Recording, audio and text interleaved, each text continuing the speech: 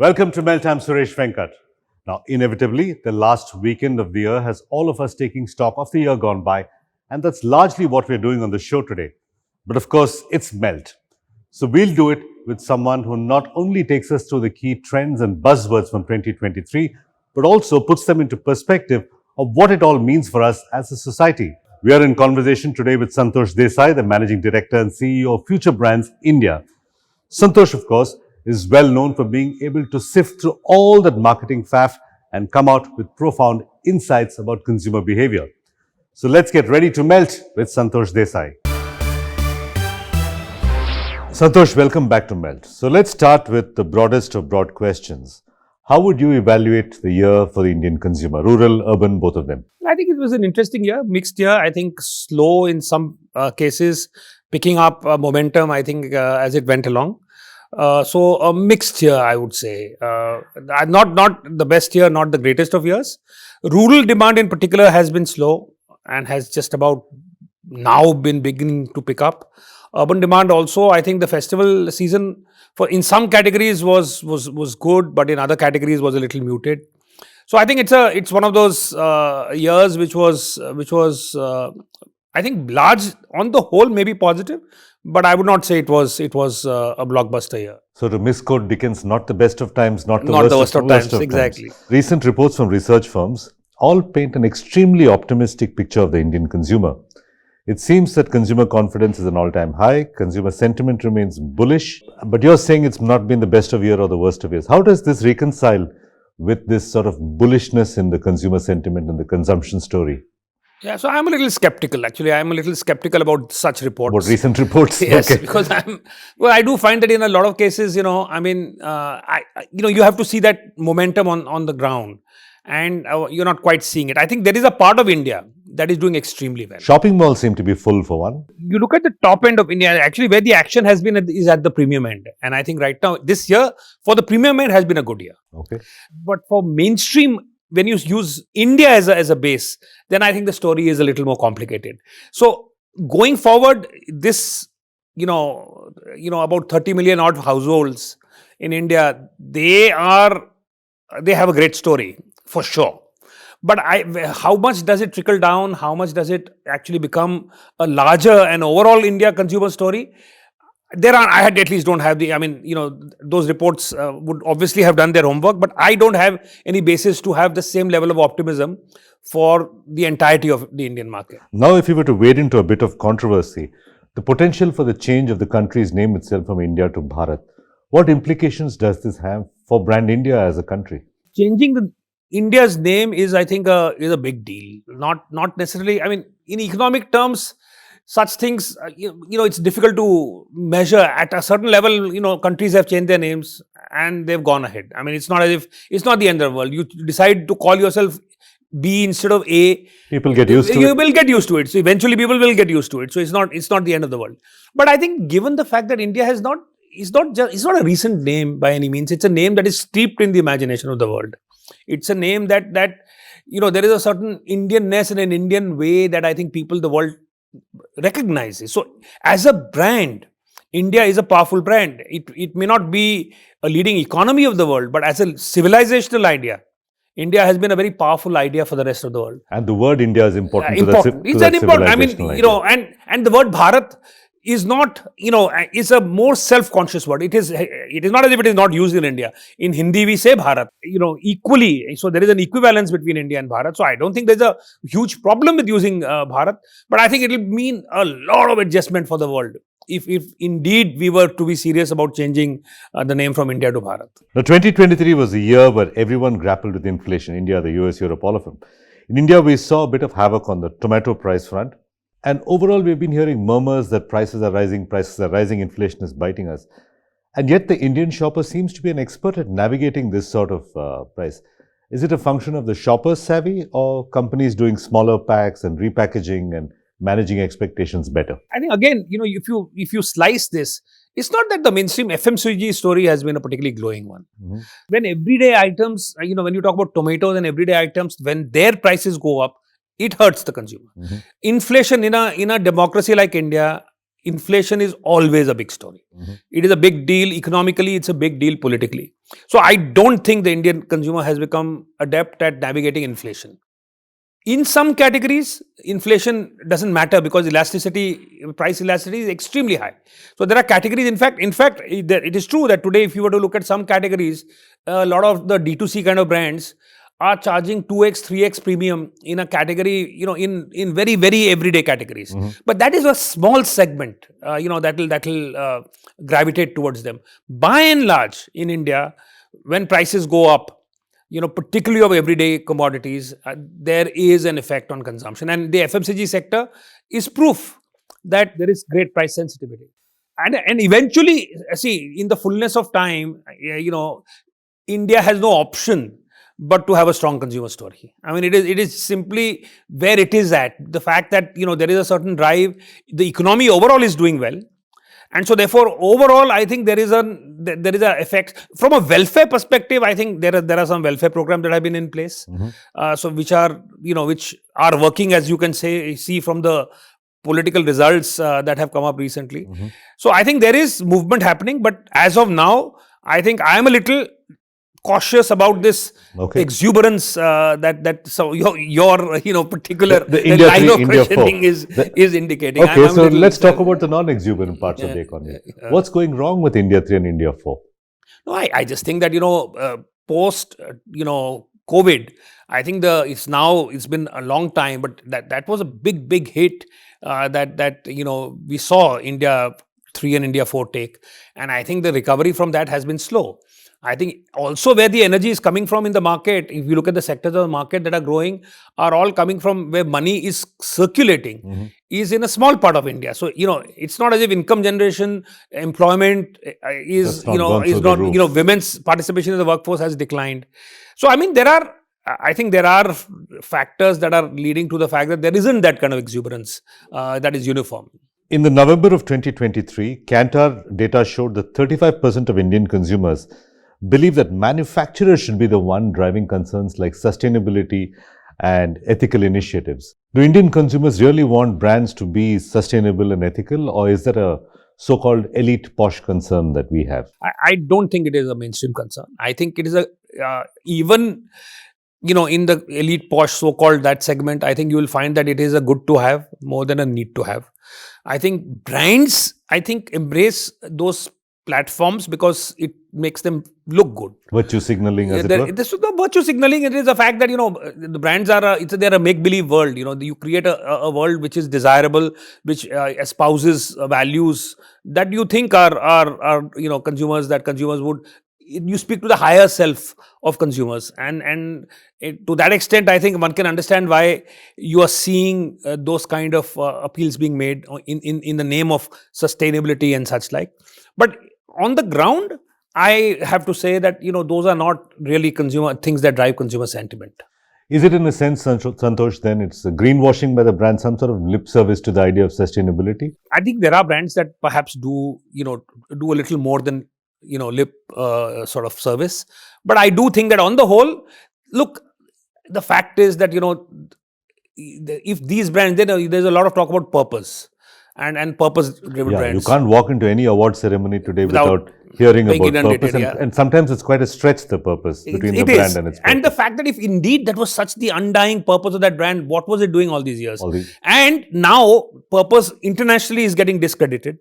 So if it is the undying sort of purpose of your brand, if it is that is your be all and all, how can you suddenly change that purpose simply because it is becoming unfashionable or unprofitable? It's the moment the argument is made that, and which was the argument made, that purpose-led brands are actually more remunerative or are better for business, that by itself defeats any notion of purpose. Correct. Because by definition. That's self-serving by very definition. That is an definition. instrumental idea then. As long as it serves the purpose of business, it's a good idea. So I have been always very skeptical about this notion of that brands can be driven by purpose. There are a few brands that are driven by purpose, but unless that is something that begins with the way it is founded and it is steeped into every element of what the brand does, in a majority of cases, it is posturing. But it's fascinating to hear you say that the sort of purpose-led advertising is losing its mojo worldwide. Why do you think that is? Because I think there's been a surfeit of it, because of the fact that it, has come to a point where almost no, brand can imagine a future for themselves. And see, purpose, I don't think there's anything wrong with purpose. The problem is that purpose is being decoded as being lofty purpose, that everybody is saving the world. Now, there is only so many ways in which a lipstick can save the world. Because then it becomes, if a lipstick also has to save the world. Correct. And so does a soap have to save the world. So, When you everything. start hunting for ways to save the world. Yeah, which is so going to- eventually, and the fact is that it is perfectly fine for a brand to have a purpose saying that in this world where people are tense, I will do silly things to make people laugh. I think that's a great purpose to have. Or I'll make a better vacuum cleaner that is better. That is better than health- I will yeah. actually. Those are great things to have purpose about. But to believe that the only way to have purpose is to say something really lofty, I think that after point gets tedious. And that's what it has become. Let's talk about another brand exercise that hogged the headlines this year, the rebranding of the former PSU, Air India. Some people love it, many people dislike it. What are your thoughts? And recently I've seen Manish Malhotra design the costumes for the airline. Your thoughts? I think on the whole, I think it was disappointing. I think there was a timid response.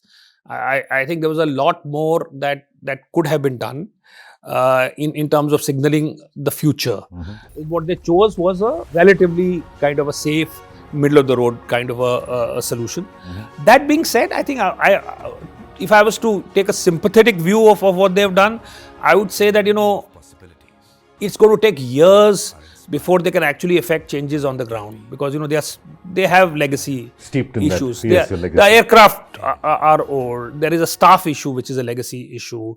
So it's one thing to say that the Tatas have taken over, but for them to materially make a difference is going to take time. So to that extent, it is possible to say that let this be a first relatively small step in bringing about change, and when real change starts taking place in a more significant way, perhaps there will be time to sort of actually then effect a more significant shift.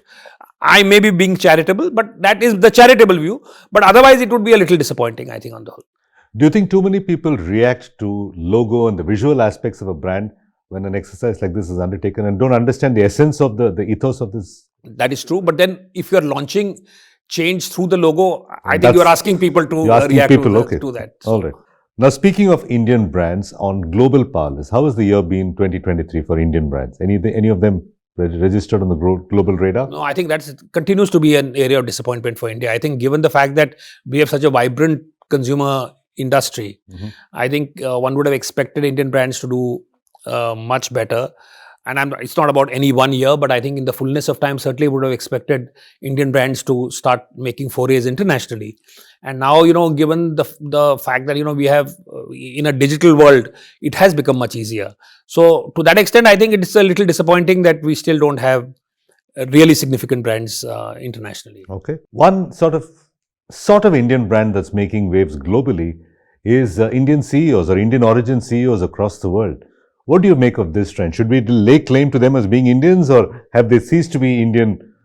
I think there is certainly something that we can be proud of there. A lot of them are products of very Indian upbringings.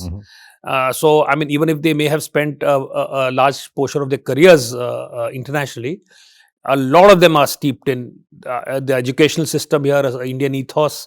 And I think there's certainly something to be said for the fact that so many Indian CEOs across so many large corporations certainly point to some strength that Brand India as an Brand education India destination? has education, upbringing, values. I mean, the whole mix. I think there is something to be said for it. There is also something to be said for the fact that, for an international context, an environment which allows them to really rise, regardless of where they've come from. I think, the fact of the matter is that there are not that many expats in India, but I suspect we are far more insular when it comes to embracing outside influences in India. It may say more about brand Adobe or brand Google. No, I'm not saying that. I'm not necessarily saying that, but I'm saying it is saying something. It says a lot about, the Indian CEO certainly as a brand, but it also says something about the environment which allows, people of any origin to rise to the top. Okay. I'm going to reference another annual study that Google published in 2023. The most searched for event in India was the Chandrayaan launch. No surprises there. but two surprising results. Coding classes were the most searched Right. for in the near me category, and how to reach my first 5,000 subscribers on YouTube was the second most popular. What does this say about the aspirations of young Indians to you? I think actually this is one study that I completely agree with. I mean, yeah, it comes from It's based on hard search absolute hard data. data. No room for any disagreement there. But also because I think it really brings alive, I think, two ideas, which I think are two different kinds of aspirations that in a way sum up how the young are seeing the future. One through conventional but new idea like coding, which is the fact that it is part of what was seen to be science and technology and always revered Software careers, software with careers, TCS which is or always emphasis. revered. But it's today's sort of the fact that everybody needs to have a background in coding, and the other is through fame, which is a new idea, again completely new axis that we have, which is the fact that to how to become an influencer, and which is such an alchemic idea. The idea that from your home, regardless of where you come from, regardless of what background you have, regardless of whether you are conventionally intelligent or not, And seemingly without doing much. seemingly whether you just sit and say something that something you like seeing films, so you start reacting to films. You like opening packets, Yeah, I mean, unboxing, and unboxing, I mean, mystifying. which requires no Yeah. skill of any kind, right?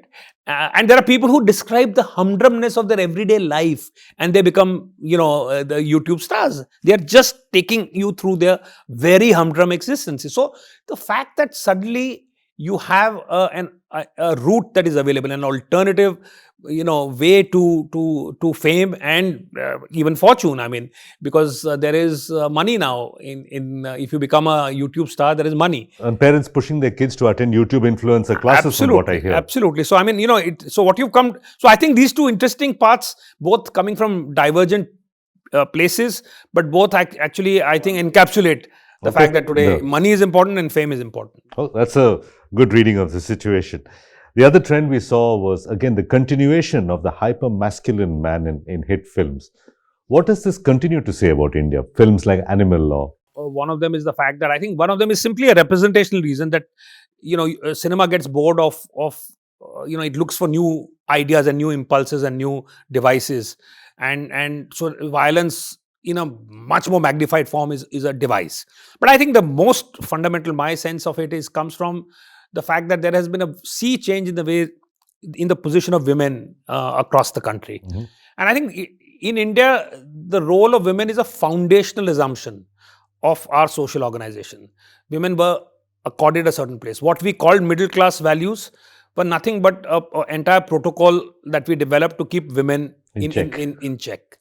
So when that shifts, that's a absolutely tectonic shift, and it happens gradually, so it doesn't feel like a tectonic shift, but it is a shift. And we see this when we travel across the country, across a lot of projects that we do, that men getting perplexed, men finding it difficult. So at one level there is greater pressure on men, on everybody, but on men because they are traditional breadwinners, because there is more opportunity, but there's more competition. The benchmarks have all gone through the roof. So nothing that you do is good enough. On the other hand, there are women who are sort of challenging for those very positions and jobs, and they are evaluating them, and which Indian men for years have just decades Are are you saying this hyper-masculinity is a bizarre reaction. overreaction to It's that? a reaction. It's the a perplexing- reaction to put women back in their. It's a desire to put women back in their place, and you see that in these films. Okay. It's a very important way in which and the hyper masculinity is all fantasized. I mean, it's not enough to kill one person. You have to kill 42 people, Yeah. or 150 people. And in Goria methods. In Gorian methods, and so it is pure fantasy. So the fact that the more animalistic the violence, the more obviously ridiculous it is, because it is so obviously pathetic for you to imagine that it's not enough. So you have to now scale up your fantasy, to compensate for the anxiety that you're feeling. And for me to give you a Santosh Desai quote, you say Indian cinema is a lie that speaks the truth. So this is the lie, the hyper-violence. Yeah, the it's the truth lie is that the truth is that we want that's to. what. At the same time, the advertising around us continues to champion the woman's narrative. There's a strong dichotomy between what we see as popular in cinema, and quite often advertising takes its cue from what's popular. What explains this dichotomy?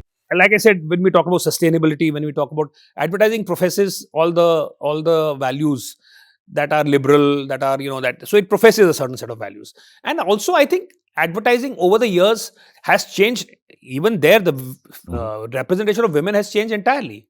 I mean, from the homemaker narrative of an earlier time, where the only role of a woman was to look after a family, today the way women are represented in advertising has changed enormously. And I'd argue that that mirrors reality And as that well. mirrors reality, right? That mirrors reality. So advertising, I think, has, but mirrored reality, I think, far more.